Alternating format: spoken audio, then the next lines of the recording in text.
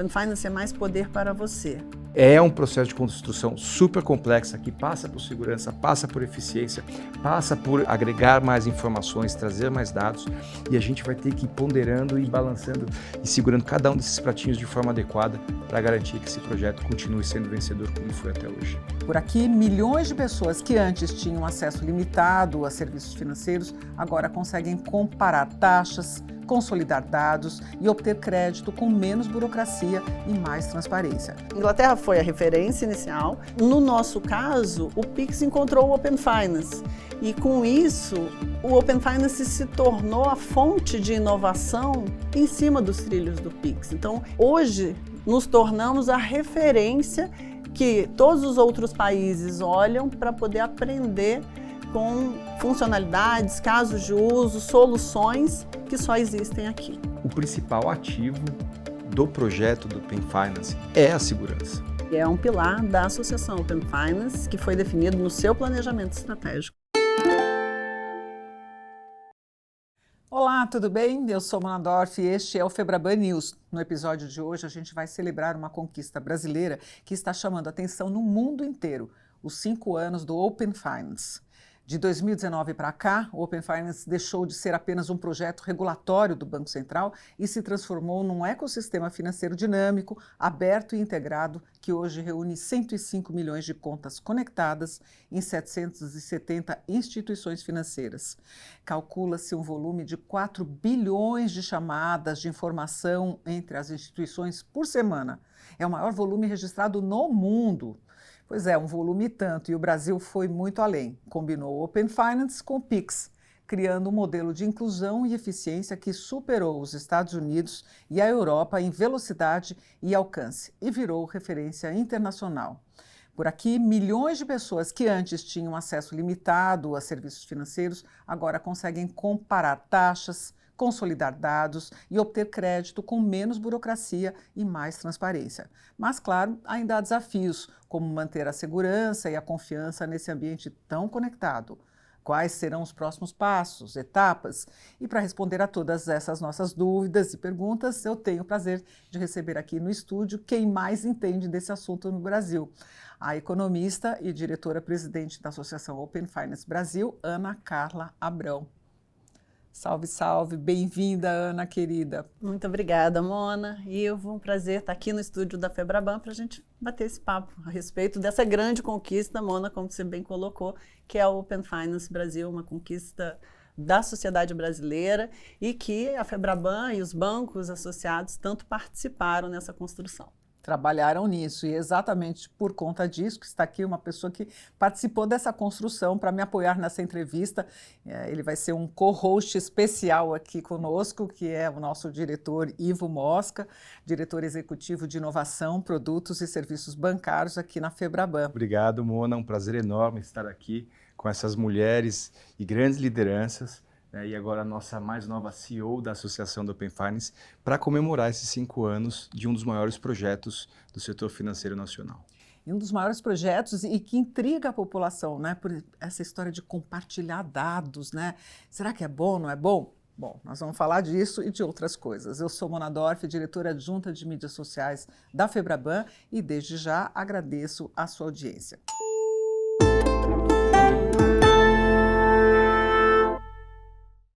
Bom, em primeiro lugar, parabéns a vocês dois e outros diretores daqui da casa que participaram tão ativamente desde o início da construção desse projeto. E sabendo que o Open Finance, então, hoje é considerado um dos maiores cases de inovação financeira e tecnológica do mundo.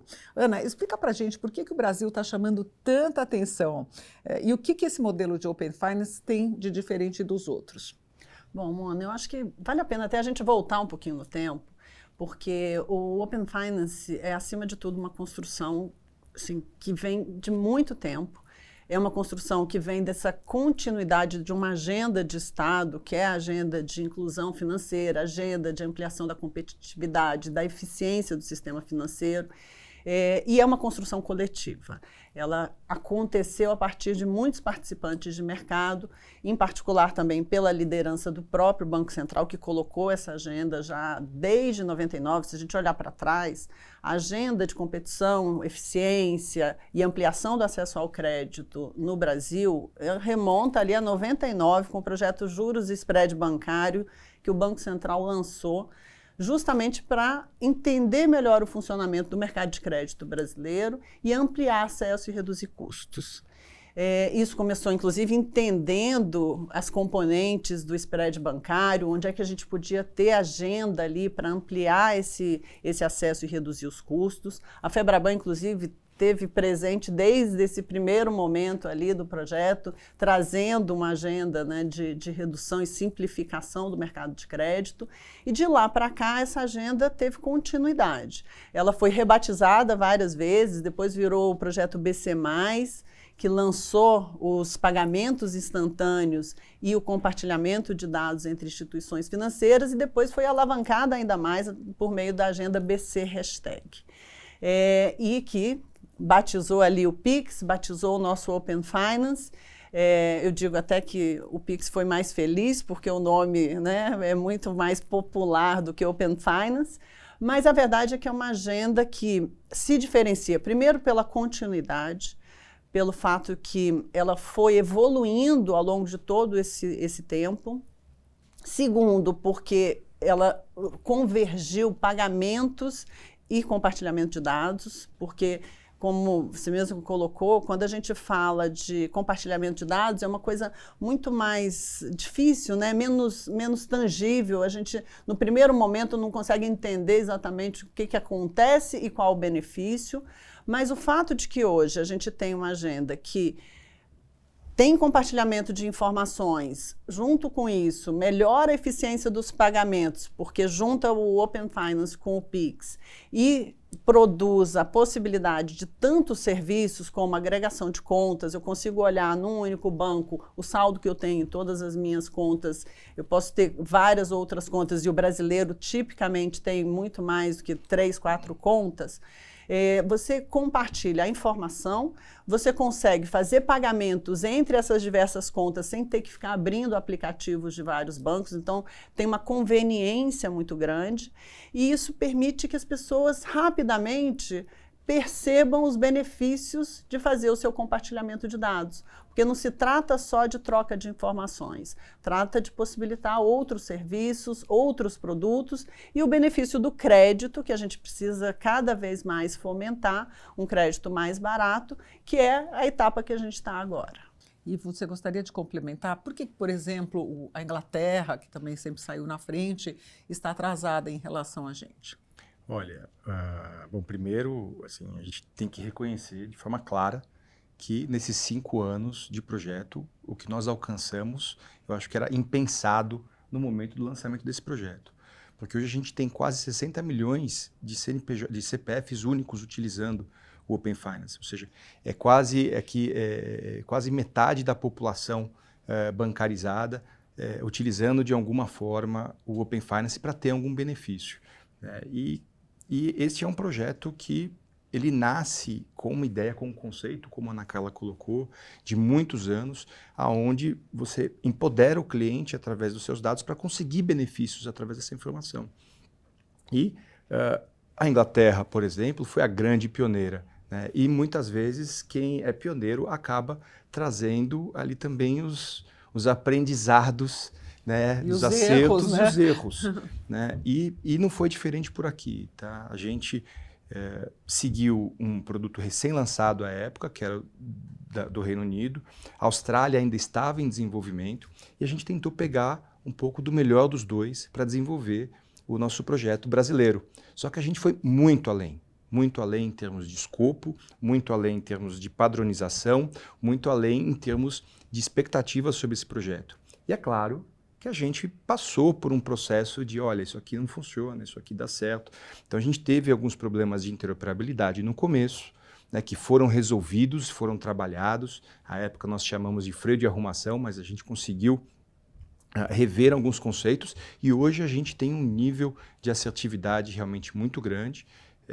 nas chamadas de APIs, que, como você bem colocou, Mona, já superam 3 bilhões de chamadas por semana, estamos aqui próximos de 4 bilhões de chamadas por semana, de dados trafegando. Então, isso é chamadas, né? Quando a gente pega que cada uma dessas chamadas contém talvez centenas de dados, então a gente está falando aqui de trilhões de informações sendo transitadas e sendo convertidas de alguma forma em algum benefício para os nossos clientes.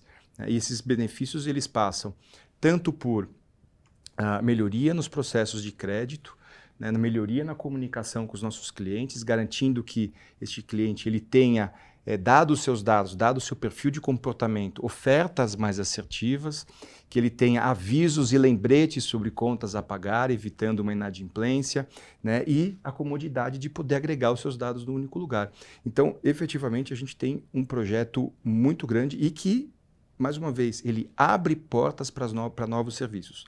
Então, a gente tem uma camada regulatória, uma camada mínima, que dá a possibilidade de, através dessas novas funções, que novas instituições criem novos serviços. Então, eu acho que a gente ainda está, apesar de estarmos fazendo 5 anos, mas ainda apenas no começo do potencial que esse projeto tem para entregar. Tem um outro lado que agrega, né, a todos esses pontos que o Ivo trouxe, que é o fato de que a gente tem hoje uma adesão, porque as pessoas, já ao contrário, talvez, do que a gente observa em outros países, essa amplitude faz com que as pessoas elas se engajem muito mais e percebam mais rapidamente os benefícios. Então, o fato de que temos esses casos de uso já acontecendo, temos casos de uso, uma inovação acontecendo em volta, essa diversidade, inclusive, de participantes, permite que o Open Finance chegue cada vez mais a soluções que atendam as pessoas na ponta, no seu uso no transporte público, nos seus pagamentos de dia a dia, na inclusão financeira.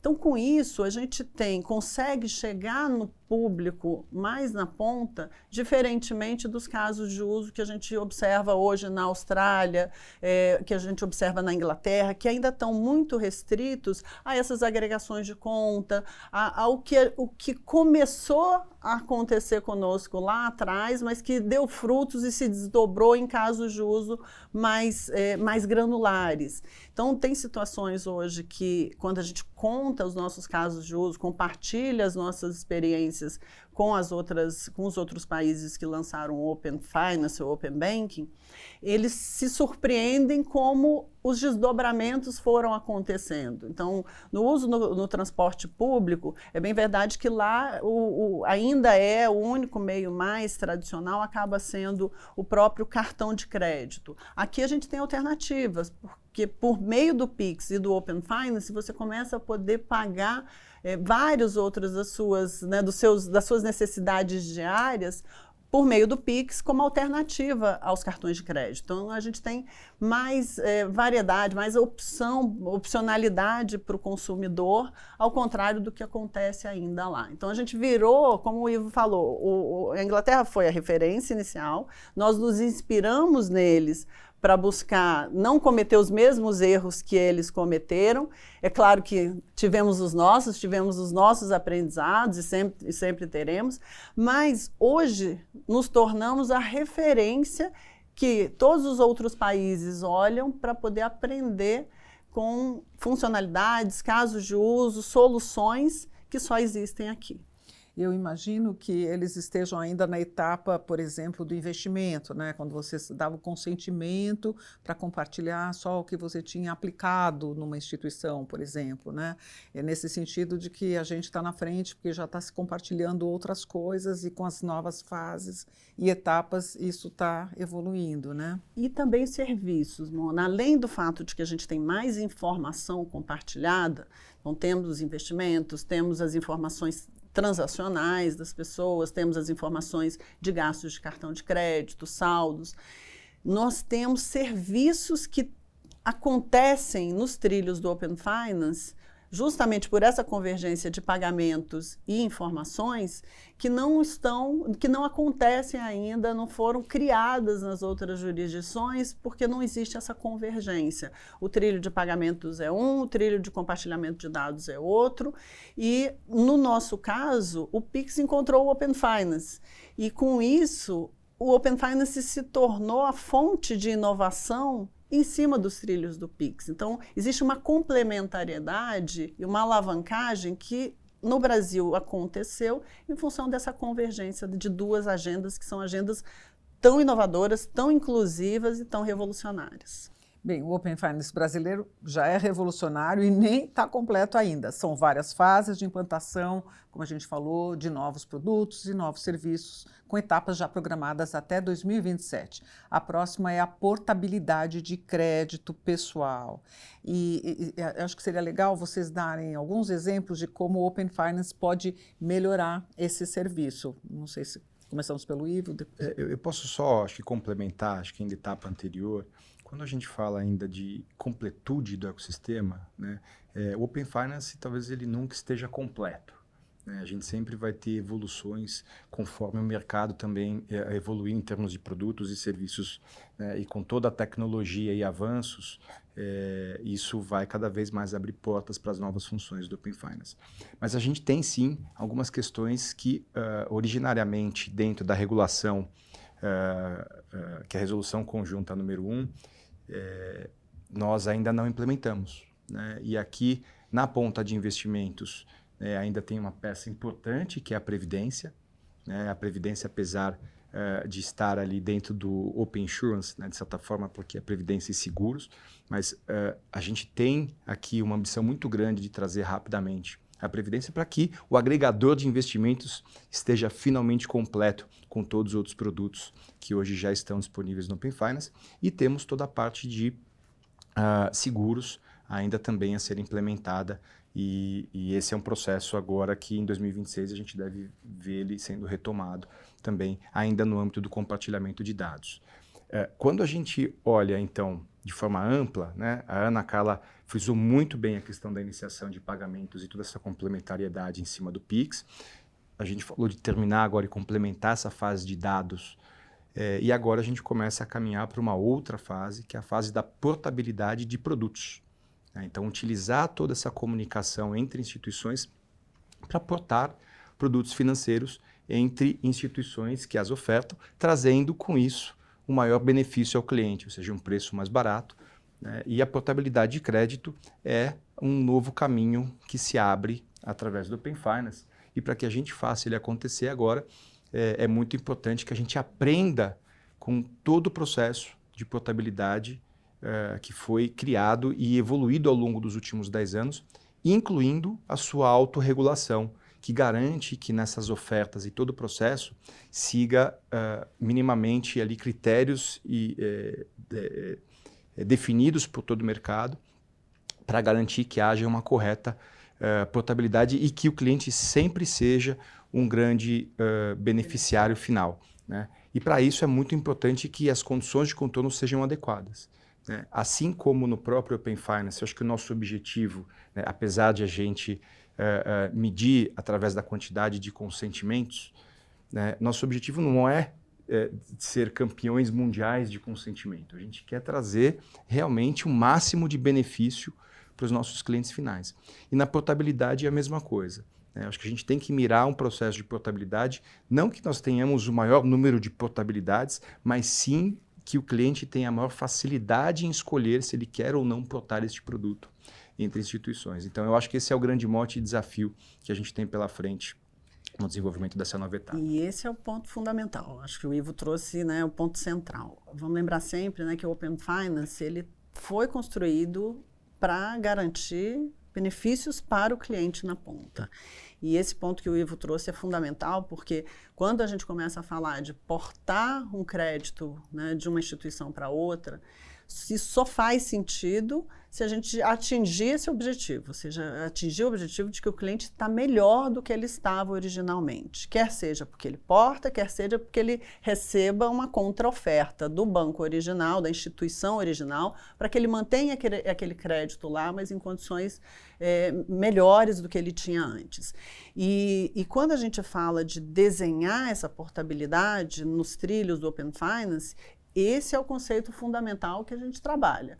E a forma como está sendo desenhada e construída junto com todas as instituições financeiras que participam dessa construção é justamente e até pelos desafios que temos do ponto de vista de educação financeira, de comunicação, é que essa portabilidade aconteça dando ao cliente, de forma muito transparente e muito simples, a informação de quanto que ele está, de fato, economizando naquela operação de portabilidade. Então, quando a gente fala do crédito pessoal, que é a primeira que a gente está colocando no ar, a ideia é justamente que isso seja muito simples. Ele vai ver no aplicativo da instituição financeira que está ofertando a ele a portabilidade em condições melhores, quanto que ele está, de fato, economizando naquela operação.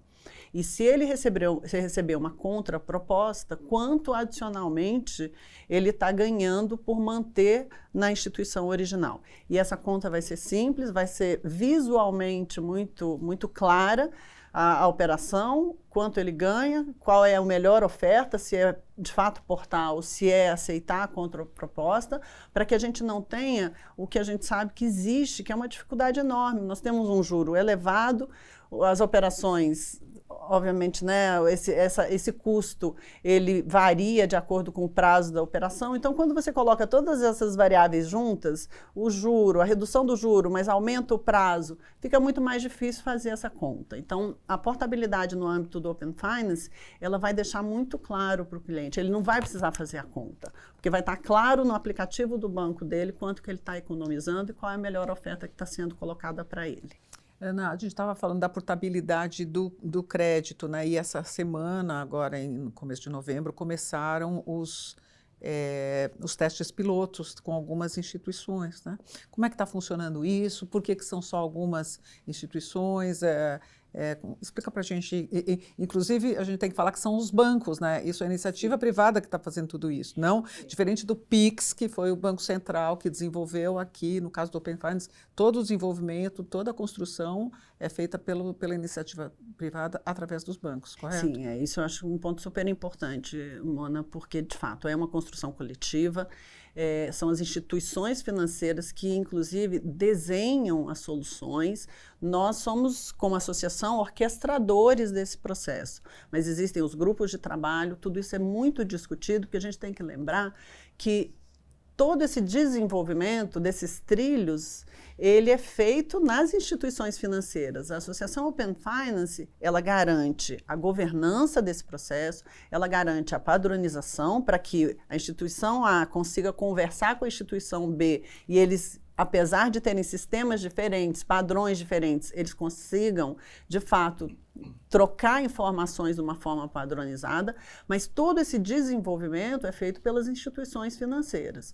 E aí, quando a gente fala de instituições financeiras, cada vez mais no Brasil é um universo muito diverso, né? A gente tem fintechs, a gente tem instituições de pagamento, a gente tem cooperativas de crédito, bancos grandes, médios, pequenos, a gente tem instituições iniciadoras de transação de pagamento. O sistema financeiro nacional ganhou uma diversidade muito grande. E a gente, como associação, garante que esse ecossistema de instituições reguladas operem de uma forma em que todo mundo consiga conversar com todo mundo. Essas mais de 700 instituições financeiras ou instituições reguladas. Então, o que a gente faz hoje, do ponto de vista, né, de teste, é que toda vez que a gente vai lançar uma nova funcionalidade no âmbito do Open Finance, a gente chama as instituições para participarem dos pilotos, para que a gente garanta que quando isso vai para o ar, vai de uma forma que de fato funcione para todos. Hoje são 26 instituições que participam dos testes de piloto de portabilidade de crédito. São principalmente as instituições detentoras de conta e detentoras de operações de crédito que estão no âmbito do Open Finance, e são elas que vão testando as suas operações, testando esses trilhos, para que a gente vá ajustando e garanta que lá em fevereiro, quando a gente lançar de fato para o público os trilhos de portabilidade, isso já esteja funcionando. Ivo e Ana, quanto mais dados circulam, maior o desafio da proteção. A gente ouviu recentemente o presidente da Febraban, Isaac Sidney, defender que o setor financeiro deve trabalhar para evitar que o Open Finance crie vulnerabilidades na gestão de dados dos consumidores, optando por atalhos ou armadilhas para acessar dados transacionais sem garantia de que o consumidor autorizou. Então, eu queria que você, Ivo, comentasse o assunto e depois a Ana. Existem brechas que podem deixar o consumidor mais vulnerável? Olha, essa pergunta é super importante, principalmente no momento em que vivemos e que este é um assunto de altíssima prioridade perante, acho que, toda a nossa sociedade. O Open Finance, ele nasceu realmente com tecnologia de ponta. Ele nasceu com uma série de regras, condições de contorno, ferramentas, sistemas de tecnologia para garantir a máxima proteção nesse compartilhamento de dados, inclusive com criptografia, enfim, de uma forma que não haja o risco de você realmente ter os dados vazados dentro desse processo de compartilhamento. A relação, ela é bilateral. Então, não existe nenhuma base central que armazene os dados do cliente que esteja vulnerável a qualquer tipo de ataque cibernético. Então, a relação de troca é entre cada uma das instituições, ou seja, entre a instituição que o cliente está doando os seus dados para aquela que o cliente está recebendo os dados para que ele possa se beneficiar de alguma forma com esse compartilhamento. Então, este é o primeiro ponto. O segundo ponto, que eu acho que foi muito assertivo desde o começo pela regulação e que trouxe essa camada de proteção, é o fato de que o cliente ele precisa estar logado em ambas as pontas.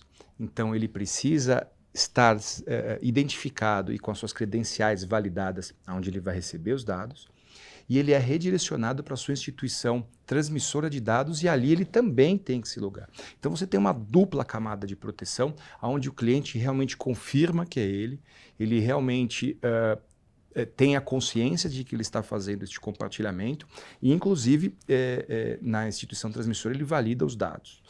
Então, este acho que é o principal ponto de segurança que nós temos.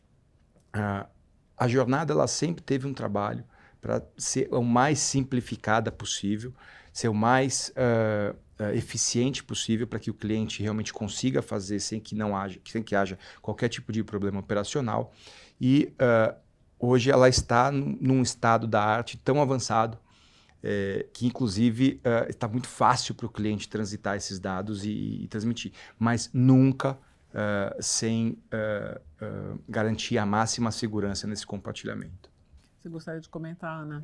E eu ainda adiciono uma outra camada aqui, o Ivo colocou super bem aqui, né, as camadas de segurança e a forma como o Open Finance foi construído, porque ainda tem uma terceira camada. Todas as instituições que fazem parte do Open Finance são instituições reguladas pelo Banco Central. Essa foi uma escolha que o Banco Central fez lá atrás, diferentemente, por exemplo, da Austrália, que tem empresas de energia, empresas de telecomunicações, né, de concessionárias de serviços públicos. O Banco Central decidiu que o perímetro do Open Finance seria limitado ao perímetro regulado, porque isso permite, inclusive, que o Banco Central possa, à medida em que o mercado vá criando as suas inovações, vá se estabelecendo para um lado ou para o outro, ele também possa ajustar a regulação de forma a garantir que, eventualmente, empresas que não estejam cumprindo com os requisitos regulatórios, ele possa agir em cima disso. Então, tem uma questão regulatória que pode ser sempre evoluída e uma questão de supervisão que está também sob o guarda-chuva do Banco Central para garantir que as regras estabelecidas sejam cumpridas. E pelo nosso lado da associação, nós temos também a atribuição, junto com os participantes de mercado, de garantir que isso esteja ocorrendo, para que eventuais desvios da regulação também sejam identificados rapidamente e que a gente trabalhe para fechar qualquer lacuna. Mas o importante é justamente entender que essas camadas de segurança foram construídas para que o consumidor tivesse a tranquilidade de transitar os seus dados dessa forma, sabendo que os riscos estão absolutamente controlados, é um ambiente regulado, é um ambiente supervisionado, o que não nos tira a responsabilidade de estar sempre atentos, estar sempre antecipando, inclusive, eventuais problemas ou fragilidades, para que a gente mantenha essa sensação de segurança, essa situação de segurança que hoje foi construída ao longo de todo o processo, né, de desenho do Open Finance. E depois de 5 anos, o Open Finance continua com a sua reputação ilibada. Então, a gente tem ali nenhum processo de vazamento. Então, toda a segurança foi garantida até então. E o principal ativo do projeto do Open Finance, do ecossistema do Open Finance, é a segurança. Então, o cliente só vai compartilhar os seus dados se ele tiver a segurança de que seus dados estarão protegidos. Então, o Open Finance vai continuar trazendo segurança como uma das suas prioridades ou sua fundação necessária para que toda essa inovação se construa. E é um pilar da associação Open Finance, que foi definido no seu planejamento estratégico, inclusive. Bom, muito se fala que o Open Finance representa uma cultura que pode ir além de compartilhamento de dados financeiros, né? No Brasil já se discute integração de outros setores, criando o Open Insurance, o Open Investment e o Open Health. Ana, o que é que a gente pode esperar para o futuro a partir da experiência do Open Finance, até da experiência da Austrália, que você citou aqui?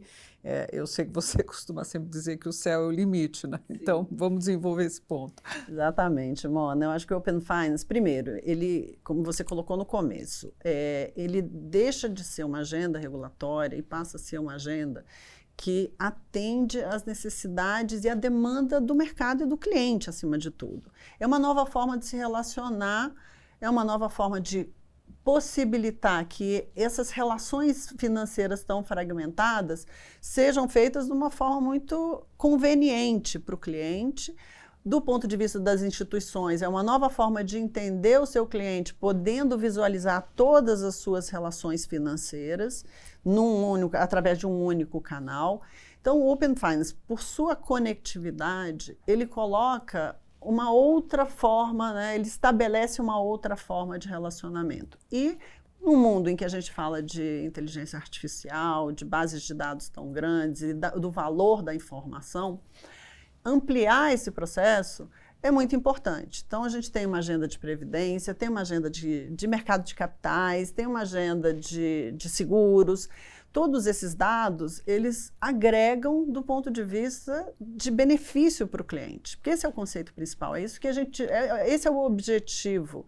E à medida que esses dados eles agreguem para o ecossistema e possibilitem que o cliente lá na ponta seja melhor servido, que a sociedade brasileira se beneficie cada vez mais dessa conectividade que já foi construída, é isso que a gente vai fazer. É claro que existem prioridades, né? A associação tem 8 meses de existência. Mas te interrompendo aqui, desculpa, Ana, quando você citou, por exemplo, a questão da Austrália, que tem um setor de energia elétrica integrado, no que isso beneficia o cliente, porque o consumidor? São dados que estão fora, Mona, do sistema financeiro. São dados adicionais. Por exemplo, vamos pegar o exemplo de telefonia. As contas de telefonia, né, as informações, os gastos em telefonia, eles agregam do ponto de vista de informação, por exemplo, para conceder um crédito mais bem precificado ou melhor avaliado do ponto de vista de risco. São informações adicionais. Isso vale para mercado de capitais de maneira geral, isso vale para a previdência, como o Ivo trouxe, que é uma informação que agrega do ponto de vista de quantidade de investimento né, financeiro que as pessoas têm. Então, quando você sai do mundo financeiro, existem informações adicionais que podem trazer valor para o consumidor, mesmo que seja nas suas relações financeiras. E crédito talvez seja o primeiro deles. Eu posso entender melhor um cliente a partir dos seus gastos de telefonia, ou de energia elétrica, ou de luz, né, da sua conta de luz. Mas esse é um futuro que a gente olha para ele, entende o valor de agregar essas informações, mas antes disso a gente ainda tem uma agenda que é uma agenda mais prioritária, que é ampliar o escopo das informações financeiras, que nem essa ainda, embora o nosso seja o maior do mundo, mas nem essa ainda está completa. Então, acho que a gente precisa, primeiro, ampliar esse perímetro de informações financeiras, garantir o melhor uso possível, ou seu potencial completo das informações que a gente já transita hoje, que ainda é um processo, ainda tem muita coisa para acontecer, E a partir daí a gente pode ampliar, né, esse perímetro de informações que a gente atua e que a gente agrega. Mas, de novo, como quando a gente olha o que está acontecendo, a parte mais difícil foi feita, que foi conectar, criar essa grande rede distribuída em que todos falam entre si de uma forma padronizada, agregar essas informações, acho que o custo vis-à-vis o benefício acaba sendo menor. Mas a gente está dando um passo de cada vez. Vamos garantir que no mundo financeiro a gente tem as informações, que a gente faz o melhor uso possível, que a gente garante a manutenção dessa segurança do ecossistema, e aí a gente vai ampliando isso paulatinamente. Mas o céu é o limite por isso, porque a rede está estabelecida e agora é construir cada vez mais em cima dessa rede em benefício do cliente final. Se eu puder somar aqui ao excelente discurso da Ana, o céu é o limite quando a gente fala em termos de dados.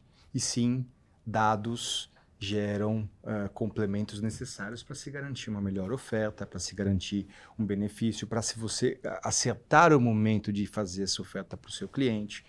Então, aqui acho que o céu é realmente o limite. Chegou agora, o nosso desafio é exatamente fazer este crescimento, garantindo que o benefício seja maior que o custo para todo o mercado, né? Então, eficiência, além da segurança, é um foco importante para o Open Finance. Então, a gente conseguiu colocar um projeto super complexo no ar.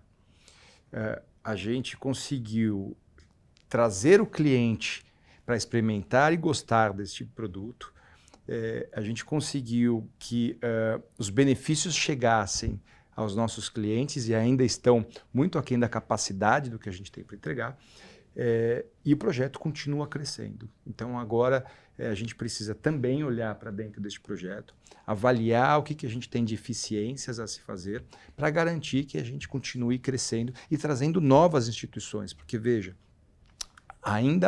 o Open Finance ainda não é obrigatório para todos os tipos de instituição. Ele é obrigatório apenas para as instituições, os grandes bancos, S1 e S2, e instituições que hoje têm mais de 5 milhões de clientes. Todas as demais instituições, no âmbito de compartilhamento de dados, não são obrigatórias. Então, ela pode ou não entrar. Então, se a gente quiser trazer todo este grupo de instituições a participar das fases de compartilhamento de dados, a gente precisa ter um projeto cada vez mais eficiente e com benefício comprovado aos seus clientes, porque isso vai começar a se tornar um diferencial competitivo. Aquela que não estiver dentro do Open Finance não vai conseguir trazer o máximo de benefício para os seus clientes. Então, é um processo de construção super complexo que passa por segurança, passa por eficiência, passa por agregar mais informações, trazer mais dados, e a gente vai ter que ir ponderando e balançando e segurando cada um desses pratinhos de forma adequada para garantir que esse projeto continue sendo vencedor como foi até hoje. Grandes desafios para a Associação Open Finance e para o ecossistema e para os participantes.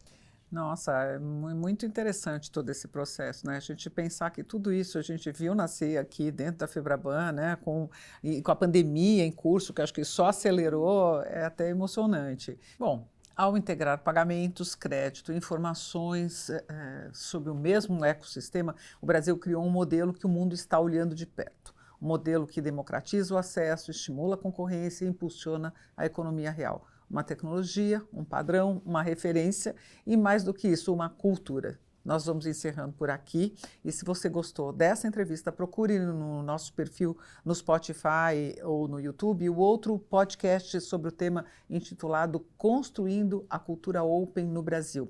Ambos os episódios, aquele e esse, mostram que o Open Finance brasileiro é mais do que um avanço tecnológico, é uma revolução silenciosa que está redesenhando a relação entre pessoas, dados e dinheiro. E eu agradeço muito a nossa convidada, Ana Carla Abrão, diretora-presidente da Associação Open Finance Brasil. Obrigada pela entrevista, pelo seu tempo, que a gente sabe que você é muito ocupada. Agradeço também ao meu co-host especial de hoje, o Ivo Mosca, diretor executivo de Inovação, Produtos e Serviços Bancários da Febraban, que participou desde o início da construção do Open Finance. Obrigada pelo seu tempo também, Ivo. Sabemos o quanto você é ocupado. Obrigado. Obrigada, Ivo. Obrigada, Mona. E claro, agradeço também a você que nos acompanhou até aqui, que nos acompanha sempre pelas redes sociais da Febraban. Eu sou Mona Dorf e este foi mais um episódio do Febraban News. Que a gente siga juntos construindo um sistema financeiro cada vez mais robusto, aberto, confiável e inclusivo. Até a próxima.